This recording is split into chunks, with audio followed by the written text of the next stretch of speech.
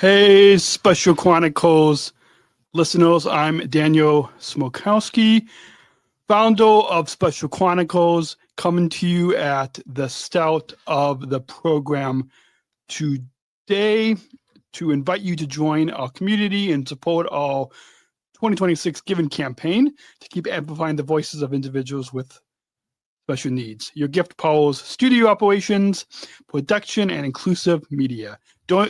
Donate today at specialchronicles.com/give. This is Special Chronicles, giving respect and a voice to people with special needs. I shudder thinking how the world can be so cruel. Lend my voice to those who can't. It's time we try, it's time we care, it's time to stand. It starts with a voice. Welcome back to the Special Chronicles podcast, where we give respect and voice to people with special needs through the media. In this episode of our inclusive travel series, we sit down with Laurie and Caroline Bridges from Tip Tock Travel to explore how to make travel more inclusive for individuals with developmental disabilities. Laurie shares the story behind Caroline's birth and diagnosis, while Caroline opens up about her own travel experiences from university life to Disney cruises. We also dive into practical tips, common barriers, and offer resources for planning stress-free, inclusive travel. If you're looking for real-world advice to make travel accessible for all, this episode is for you. Please put your virtual hands together as we welcome Laurie and Caroline on Special Chronicles.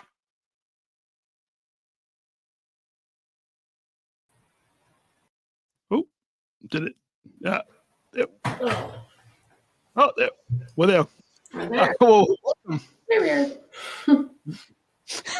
Welcome on Special Chronicles. I think this will probably be the first episode of 2026. Nice. Well, Happy New Year. Yeah, I know. It's amazing. It's this weird podcasting, science fiction type of war in the past, but I'll listen to hear this in the future. Right. Well, we're glad to be here. Yeah, I'm glad. And so we got connected. My content producer, Darian, had recommended you both because we are putting together an inclusive travel series on this podcast. And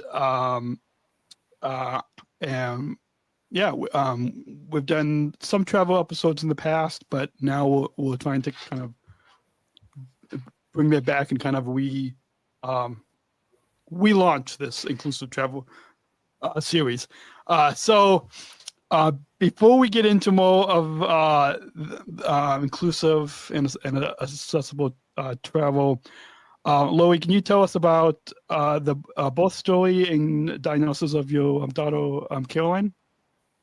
Yeah, sure. So I'm Laurie. I'll kind of back up a little bit in that I went to school to be an occupational therapist before Caroline was born. I started my occupational therapy career working with adults with developmental disabilities and worked there for a few years, and then kind of went to the younger end of the spectrum and started in early intervention. And when I was working in early intervention was when I had Caroline, and just kind of working in that area, and new mom, she was my first, and just trying to figure it all out. And I remember she really didn't have any trouble. We did have to have a C-section when she was born. She was, facing the wrong way, and we had a little difficulty there. But otherwise, she was a normal baby, healthy. And so no real difficulties, early on. But when she got to be about 10 months old, I remember my husband, Will, looked at me, and she was playing on the floor. And he said, well, when is she going to talk? Well, I knew at 10 months you don't start talking. But knowing development, I realized it kind of cued me into, wait, she's not doing the things she needs to be doing to be able to talk. She's not babbling. Like, we're a little bit behind on milestones. And so a little red flag went up at that point, and I started watching her really closely. And she was delayed in milestones. Caroline, you crawled about 11 months and you walked about 17 months. So it was a little bit later. And her speech was very delayed. And so we started getting her evaluated. And we lived in Louisiana at the time. And we had her evaluated by all the therapies. And she started early intervention. And the doctor said, yeah, I mean, obviously she's young, but she does look like she's on the autism spectrum. And so we just started the therapy journey, and she began to make progress. And in there, Clark, her brother, was born. Yep. And then we moved to Texas. And her pediatrician here in Texas said, hey, we want to get you into Texas Children's, where they have an autism center. Well, it took us a few months to get in there, but then we got in. They said, yes, she has autism, but we do blood tests just to rule everything else out. We don't expect to find anything. In Louisiana, they didn't do genetic testing. And in Texas, they just did it as good practice. And I'm so thankful that they did, because what did they find? I have Fragile X syndrome. And I believe that pediatrician has since retired. He has since retired. He was a good pediatrician. And yeah, so we found out that she has Fragile X syndrome. And obviously there's a lot of people that are like, the joke is fragile what? And there's so many misconceptions about what that is. Some people have even said, does that mean that you have fragile bones? And I was like, no. Nope. And then she found out she was a carrier because of me. Yeah, so I have a pre-mutation for Fragile X, which also has its own conditions. So anyway, it was a whole new world, and we were very thankful that we did get the testing and that we did get the diagnosis, because it's made a lot of difference. I printed off a definition of Fragile X in case your audience was wanting to know. I thought Caroline could read the definition. Fragile X syndrome is a genetic condition that can cause learning, behavior, and developmental challenges, as well as sometimes various physical characteristics. It is the most common inherited cause of intellectual disability and is the leading known genetic cause of autism. Fragile X syndrome occurs when a change in the FMR1 gene on the X chromosome affects how the brain develops and functions. Yeah, so it's a mutation on the X chromosome. And if you want to find out more, the National Fragile X Foundation is a great resource, and that can be found at fragilex.org. So yeah, that might be something you could tag in case people want to learn more about Fragile X syndrome. Like I said, it's the leading fragilex.com. Mm-hmm. I think it's fragile.org. Sorry. I think they use org. They on do. that Right. one. Thank you, Carol. Is it FLAGILEX.org? Yep. All right. So I'll put that up on the screen for our viewers, and then if you're listening to us on audio, we'll put that resource in the notes below. Awesome. Thanks. Awesome. And so Caroline, building upon your mom sharing your story, my sister has, my sister has the same name as you, who just got married last month. So that's a fun Fact. fact. Yeah. And Caroline, can you share what your disability diagnosis is and what it means to you and how it shaped your experiences?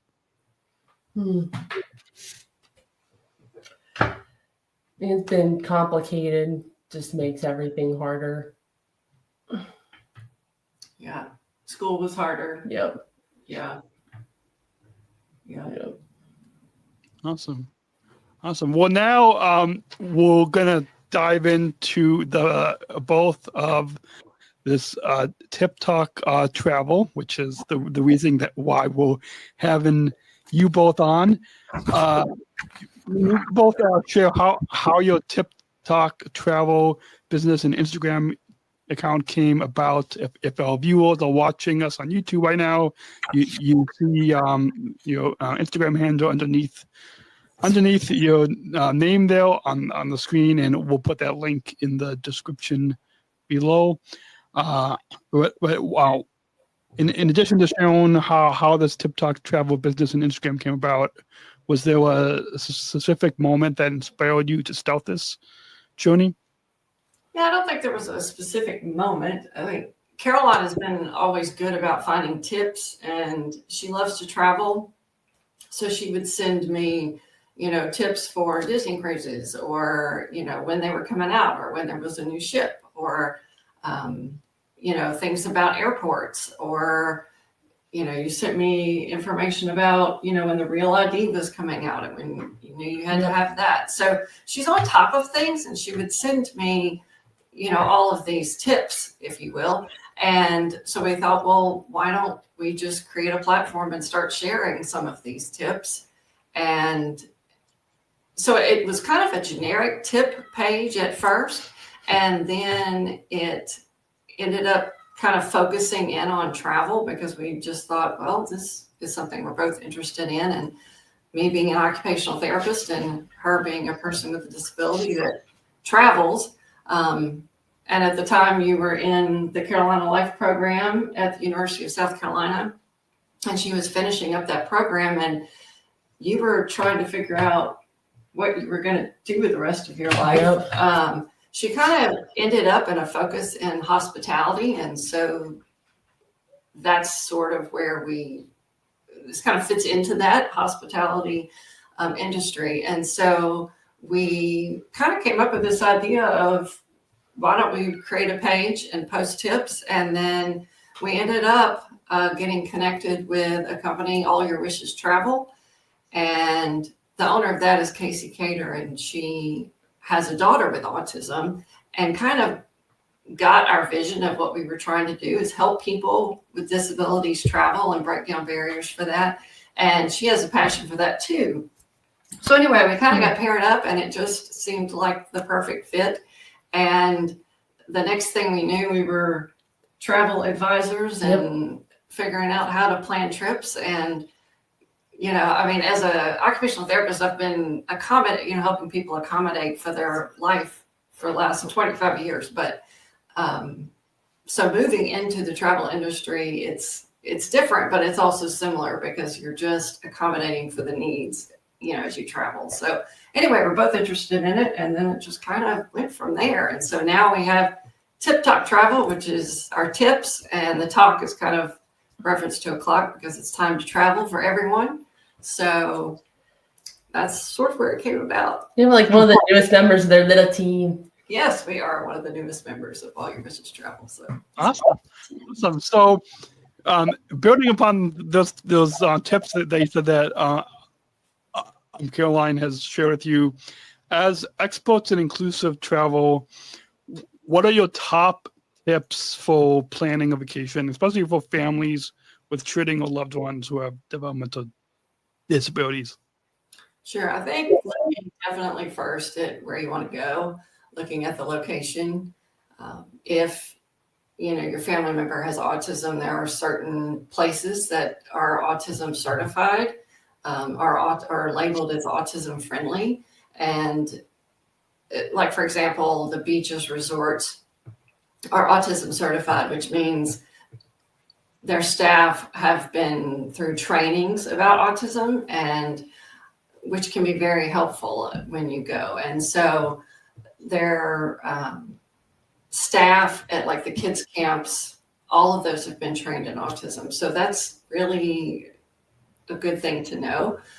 So looking at your destinations, Royal Caribbean has some accommodations that are really good. They allow for early boarding. They also have some built-in social stories that are already built for their ships, for many of the ships, which can be super helpful. and even smaller destinations such as museums sometimes have visuals and schedules and pictures and things that can be, really, really helpful. I think also your pre-planning, getting things together before you travel, figuring out what you need, getting your itineraries together, visuals together, checklists together, a travel kit together can be really helpful. Awesome. So as a lot of people know, travel can be stressful, both from getting to the airport to even that process, and just overall of not being in your regular daily routine. So how can travel be made less stressful, both during the planning stages, but then also the trip itself? Sure. So we've used YouTube videos before. Almost every destination has YouTube videos that show the destination, show what happens in the destination. You can look up airport tours, and you can take a tour on YouTube of the airport that you're going to. They have going through security. All of those things, can be found on YouTube. Amusement parks are really helpful as well, because you can pull up, rides and actually go through the ride. There are people that have filmed the entire ride. You can watch it and see if this is a ride for you or if it's going to be too much for you. So all of that pre-planning, I think, is key. And it's very helpful because it makes things predictable, and it makes when you have predictability, it just makes it feel safer for the individual.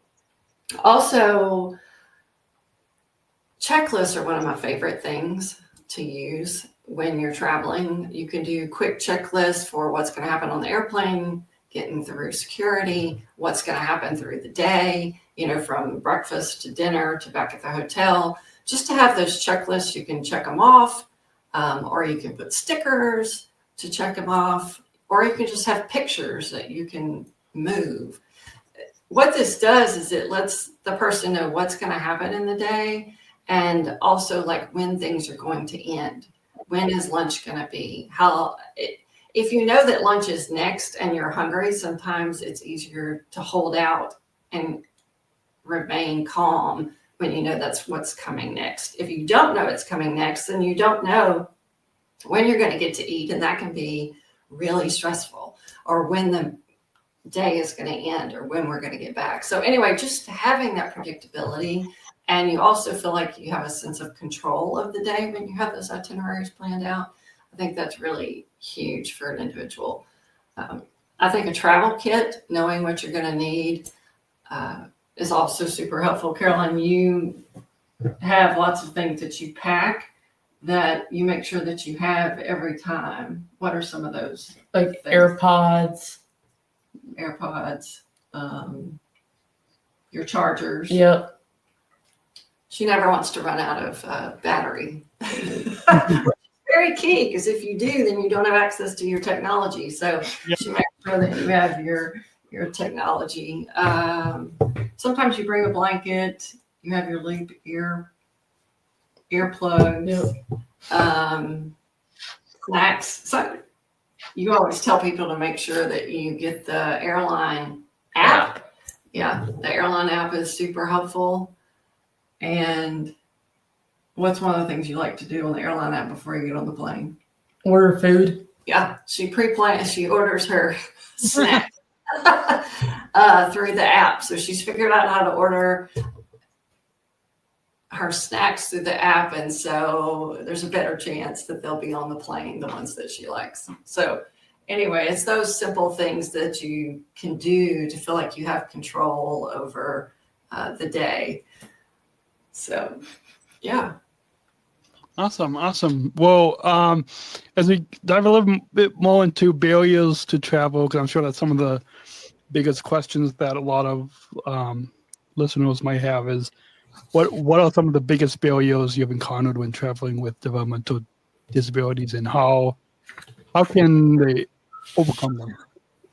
Yeah. So, Caroline, what are a couple of the things that stress you out? Long lines, I got pre-check, so the lines are shorter, and then anxiety about checking a bag, so I just carry on. I can. Yeah. And then if you can't carry on, what do you do? Use the app or AirTag. Use an app or an AirTag so she knows where her AirTag luggage is. is. So yeah, she has anxiety about losing the bag. So she usually likes to travel with a bag, which is just a small thing that you can do is stick an AirTag in a bag so you can keep up with it. Plus, a lot of times the airline apps will keep up with your bag and you can track it on the airline app as well. Yeah. So if you Well, and I know I also look at United Airlines, and I know like with United, I think they just launched something where you can sync the Apple AirTag with the United app. So just like how you can track the bags on the app, now you're able to. And I don't know if other airlines do this, but I can only speak for United. But you can sync. It's you in addition to being able to track your bags, to also know that the airline can also have access to that Apple tag. That's a good tip, Daniel. Yeah. Yep. AirTag everything you deem valuable. There you go. Awesome. There you go. So yeah, I think unpredictability, like we were saying, not knowing what's coming. My sister, when she was 2, we took a trip, and I remember we got to the hotel and she fell apart, crying hysterically and wanted to go home. And we were trying to figure out what it was. She thought that we had moved to the hotel and that we were never going back home. And it seems like a simple thing that you would understand that when you go to a hotel that you're going back. But if you have difficulties kind of understanding what's happening and nobody explains it to you, you could think you're never going home. Or so it's those things that you don't think about, that this pre-planning and the itineraries and the visual checklists and all these things can really help head off before those meltdowns happen. Crowded, loud spaces, unexpected things, like you're in airports are chaotic. There are tons of people and some are much busier than others. That can be stressful. So knowing like if they have quiet rooms, where to go, in the airport, having that map can be super helpful. I think sometimes parents have fear of a stigma or of what are people going to say? Like, what if my family member has a meltdown and I don't know what to do? They are fearful of that, and it can prevent travel or even getting out of the house. So that can be a barrier. And then I think just planning fatigue. It's a lot of work. Making sure that you have all of those things and making sure that you have your travel kit and making sure that your person is prepared. And even in all that, there can still be unexpected things. How do we handle that? So it's just for a parent or a caregiver, that can be a barrier because they're just like, never mind, I just want to stay home. And so that's when, we can help to kind of to walk through everything and make it, as successful as possible. Awesome. Now let's dive into some of Caroline's personal travel stories. Caroline, can you share some of your personal travel stories from what it's been like traveling to university and even taking trips like Disney cruises? Yes.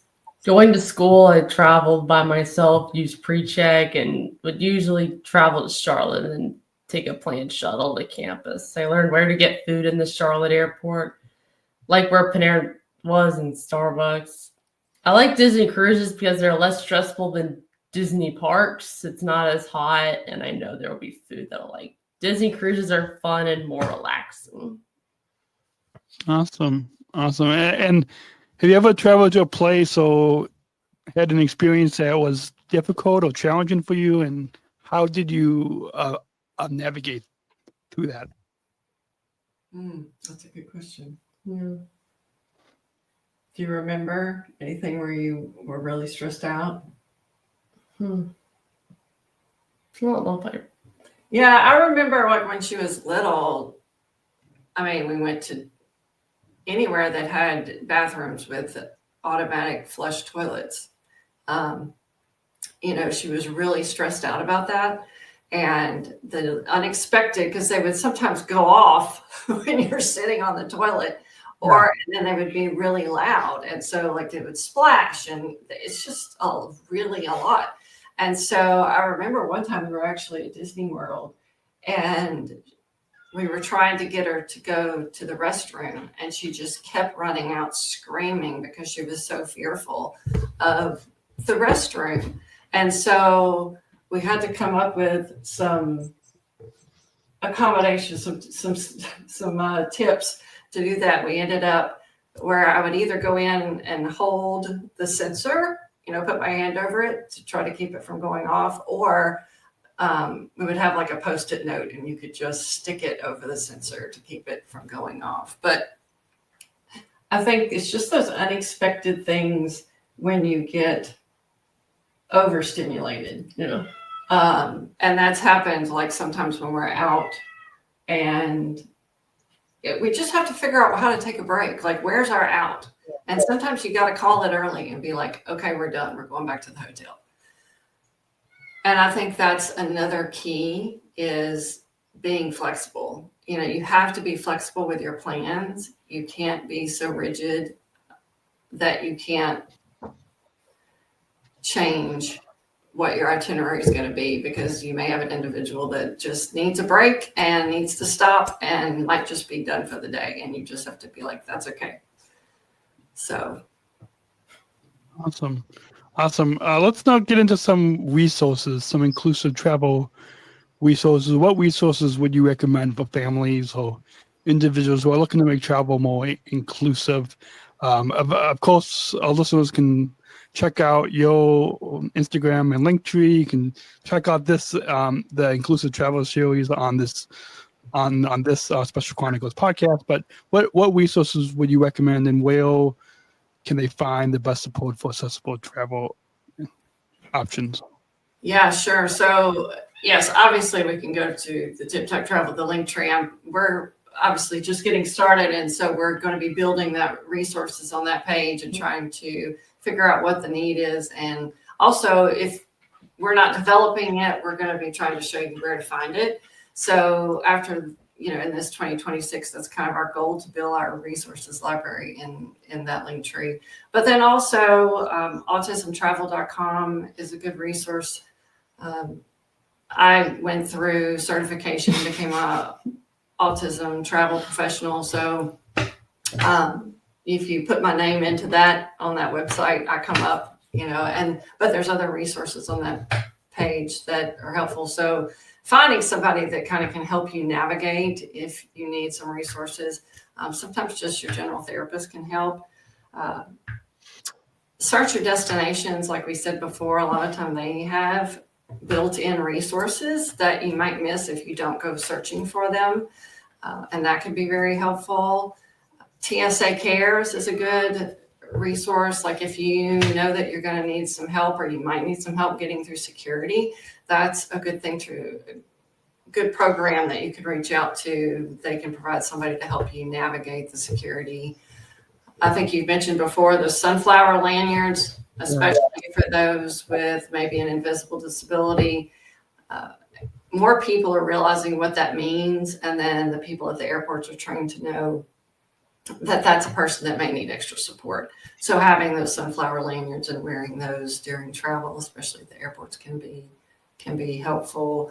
And then your highlighted one about the Wings for All, the Wings for Autism, that's a really awesome program. And it kind of helps a person just prepare for what the airport's going to be like, getting on the plane and going through that and practicing before you actually go wheels up and get in the air. So all of those resources are really good. Awesome. Yeah. I'll highlight a couple that you said. The Sunflower lanyard. If the listeners go on to specialchronicles.com/travel and look back on that series, I had a conversation with the CEO of the Hidden Disabilities Sunflower lanyard on this podcast. So if anyone wants to learn a little bit more about the Sunflower firsthand from someone who I think not only is a CEO, but he started it because of his daughter. So he has firsthand family experience. So so definitely recommend. I know I use it now too. And then the TSA Cares, definitely check that out. And then the Wings for All, we have a 3-part series about the Wings for All when I volunteered at an event at work at the airport.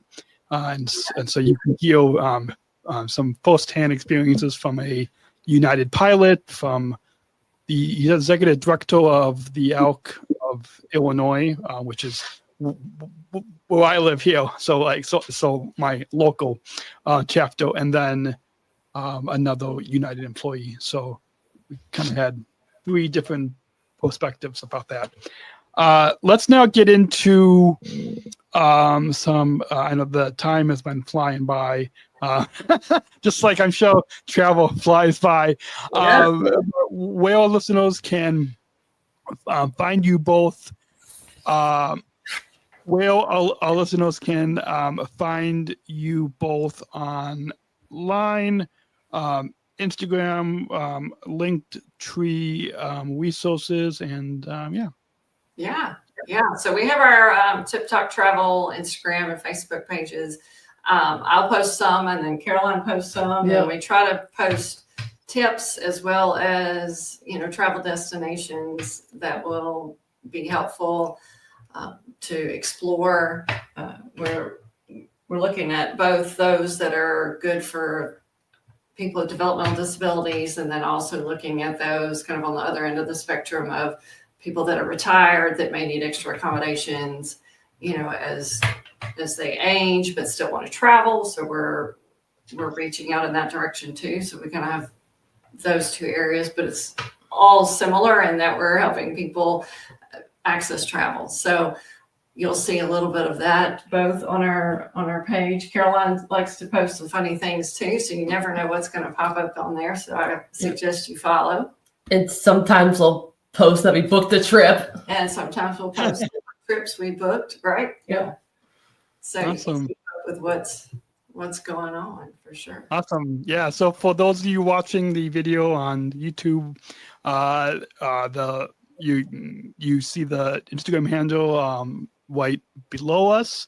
But if you're listening to us on audio, or even in the description below, we'll put that Instagram handle so our listeners can go and follow.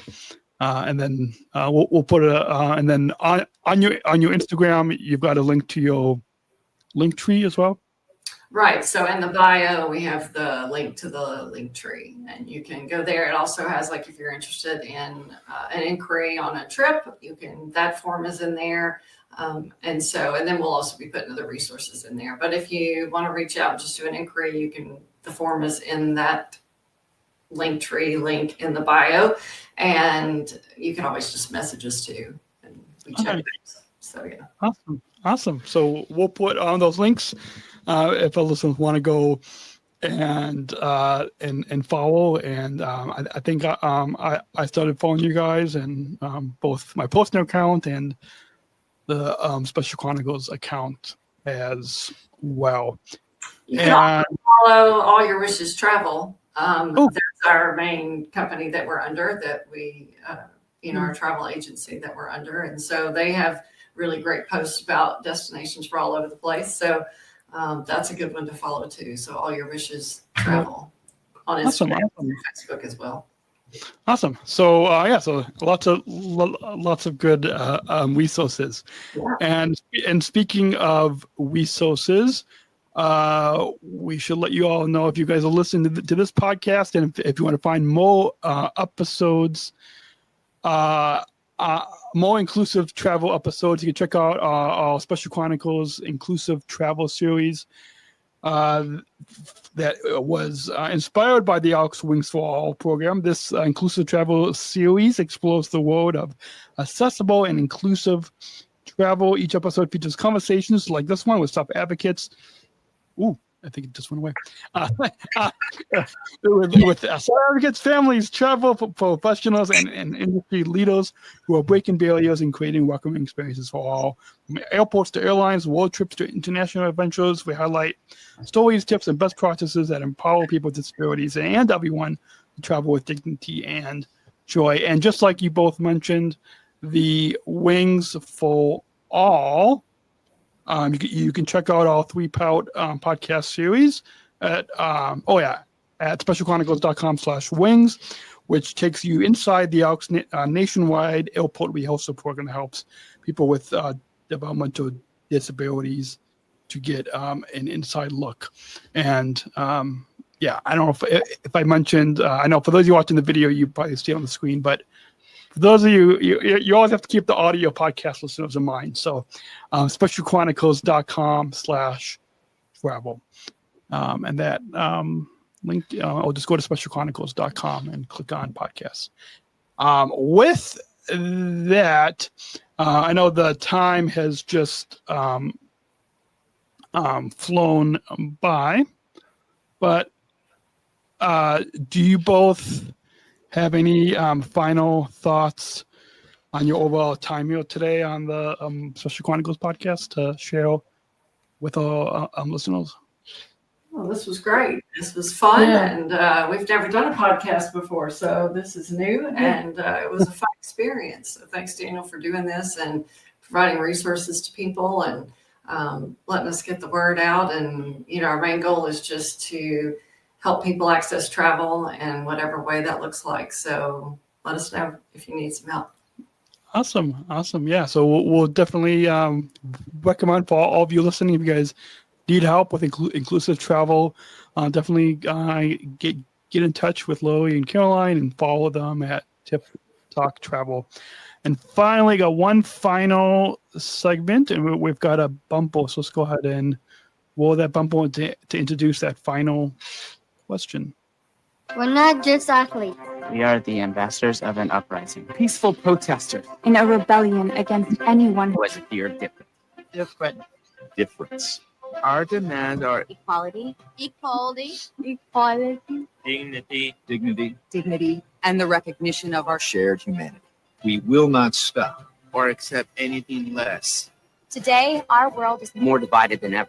And coming together has never been more urgent. The revolution is inclusion. Find out more at jointherevolution.org. So we don't just want our listeners to, we want our listeners to listen to this, but we don't just want our listeners to consume this content, but to take inclusion and to bring inclusion into their lives, into their workplaces, schools, communities, travel. And so this final question will kind of give our listeners like a good call to action, and you both can answer this however you want.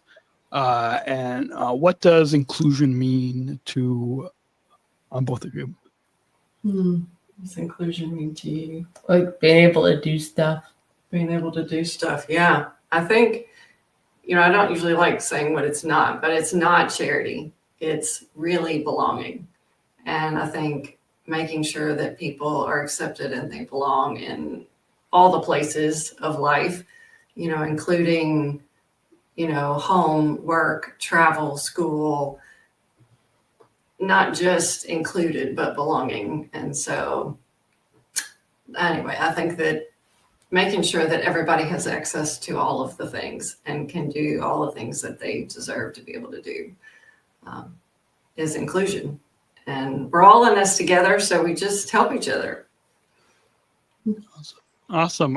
Yeah, that's a perfect way to wrap up this episode. And anytime that you both want to come back on and share some more inclusive travel resources with our listeners, you can well, you have my email, so you can get in touch anytime to come back on the program.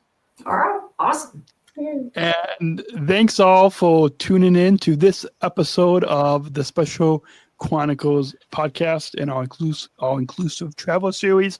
A big thank you to Laurie and Caroline Bridges from Tip Tock Travel for sharing the powerful story and practical insights on making travel more inclusive for people with developmental disabilities. We hope their experiences inspire you to plan your own stress-free, accessible adventures. If you enjoyed this episode, be sure to subscribe or follow, leave us a review, and share it with your friends. You can find more resources, stories, and upcoming episodes at specialchronicles.com. Until next time, remember, truth included. Thanks for listening. Thank you for listening to this episode of the Special Chronicles podcast. Our podcast was produced by Daniel Smukowski on the Special Chronicles Network.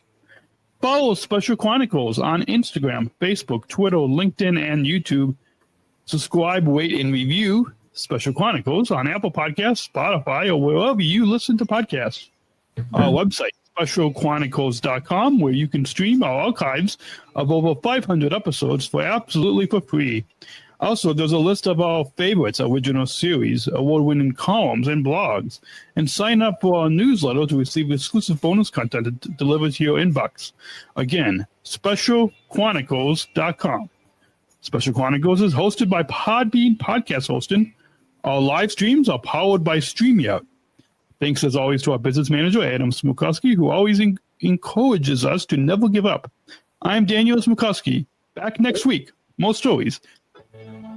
Special Chronicles, giving respect and a voice to people with special needs.